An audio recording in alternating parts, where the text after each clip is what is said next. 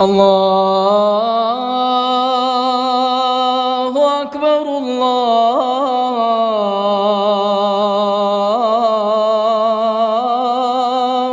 اکبر۔ بسم اللہ الرحمن الرحیم۔ آج 8ویں تراویح تھی اور آج کا بیان 9ویں پارے کے پون سے 10ویں پارے کے آخر تک کی تلاوت پر مشتمل ہے۔ چنانچہ مال غنیمت کے بارے میں ارشاد ہے کہ مال غنیمت اللہ کا ہے اور رسول کا۔ پھر ارشاد ہوتا ہے کہ اللہ سے ڈرو، آپس میں صلح کرو، اللہ اور اس کے رسول کی اطاعت کرو اگر تم صاحب ایمان ہو۔ ارشاد باری ہے کہ ایمان والے وہی ہیں کہ جب اللہ کا نام آئے تو اس کے جلال اور عظمت کے استحضار سے ان کے دل ڈر جاتے ہیں، اور جب اللہ کی آیتیں ان کو پڑھ کر سنائی جاتی ہیں تو وہ آیتیں ان کے ایمان کو اور زیادہ مضبوط کر دیتی ہیں، اور وہ لوگ اپنے رب پر بھروسہ کرتے ہیں، نماز پڑھتے ہیں، اللہ کے دیے ہوئے میں سے خرچ کرتے ہیں، ان کے رب کے پاس ان کے بڑے بڑے درجے ہیں، ان کے لیے مغفرت ہے، رزق کریم ہے اور عزت کی روزی ہے۔ جنگ بدر میں مسلمانوں کے لیے حق تعالیٰ کی طرف سے تائید و نصرت کا تذکرہ، مثلا فرشتوں کا نزول اور مسلمانوں کو فتح یاب بنایا، باوجود کہ تعداد میں کافر زیادہ تھے مگر ان کے دلوں میں اللہ کی طرف سے رعب ڈال دیا گیا۔ جو اللہ اور اس کے رسول سے جھگڑا مول لے گا اس کے لیے اللہ کا شدید عذاب ہے۔ اس کے بعد اللہ جہاد کی تلقین فرماتا ہے کہ اے ایمان والو، جب تم کافروں سے بھیڑو تو خوب جم کر لڑو۔ جو شخص میدان جہاد سے پیٹ پھیر کر بھاگے گا وہ غضب الہی کا نشانہ بنے گا۔ پھر پارے کے آخر میں حکم ہوتا ہے کہ کفار عرب سے اس حد تک لڑو کہ فساد یعنی شرک نہ رہے، پھر اگر وہ شرک سے باز آ جائیں تو اللہ ان کے کام کو دیکھتا ہے، اگر وہ نہ مانے تو جان لو کہ اللہ تعالیٰ تمہارا حمایتی ہے۔ ظاہر ہے کہ انجام کار تمہارے مقابلے میں اللہ کی حمایت کے سامنے کوئی نہیں ٹھہر سکتا۔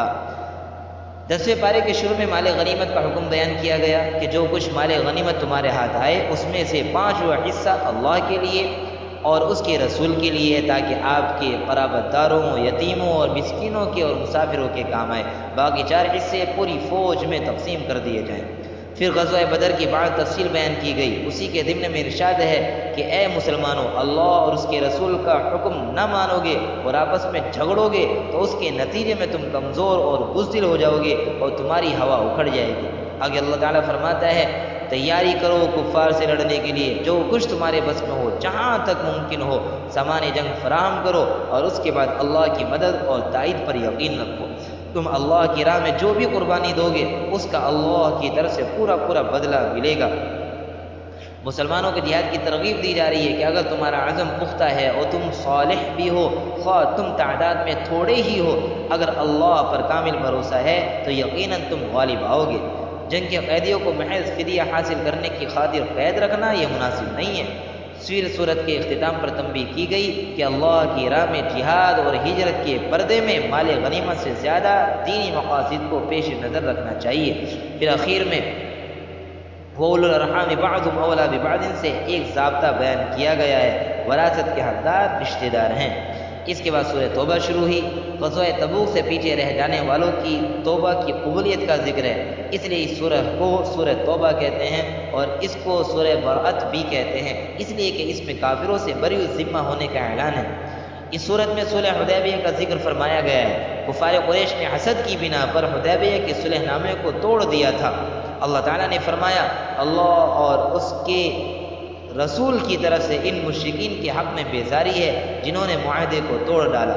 چنانچہ حج اکبر کے دن یہ اعلان کیا گیا کہ اللہ اور اس کے رسول مشرکین سے بری ذمہ ہیں۔ اس کے بعد حکم ہوا کہ مشرکین کا حرم شریف میں داخلہ ممنوع ہے اور برہنہ ہو کر بیت اللہ کا طواف بھی ممنوع قرار دیا گیا، اور مسلمانوں کو ہدایت کی گئی کہ اگر تمہارا قریب سے قریب رشتہ دار بھی حالت کفر میں ہو تو ان کو اپنا رفیق نہ بناؤ۔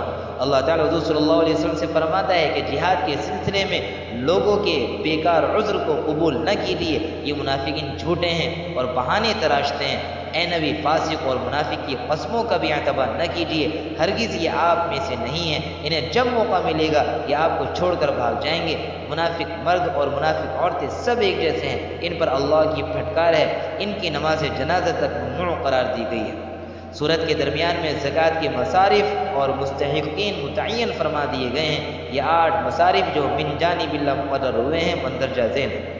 نمبر 1 زکوٰۃ غریبوں کے لیے، نمبر 2 زکوٰۃ غلاموں کی آزادی کے لیے، نمبر 3 محتاجوں کے لیے، نمبر 4 زکوٰۃ قرض داروں کی مدد کے لیے، نمبر 5 نظام زکوٰۃ کے کارکنوں کے لیے، نمبر 6 زکوٰۃ خدا کی راہ میں، نمبر 7 زکوٰۃ تالیف قلوب کے لیے، نمبر 8 زکوٰۃ مسافروں کی مدد کے لیے۔